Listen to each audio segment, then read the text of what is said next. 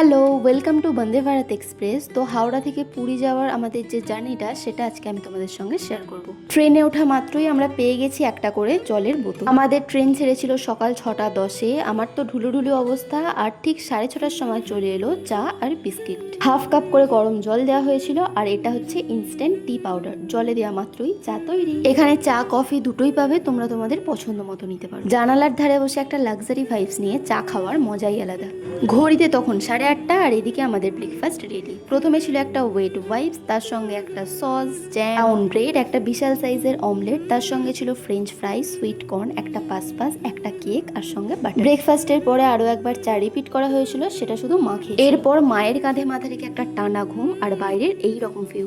11:30 চলে এসেছে আমাদের লাঞ্চ, যেখানে ছিল এক রকমের ভাজা, ভাত, ডাল, চিকেন, 2 পিস রুটি, দই, আর শেষে ছিল আইসক্রিম। সব মিলিয়ে মিশিয়ে দারুণ অ্যারেঞ্জমেন্ট।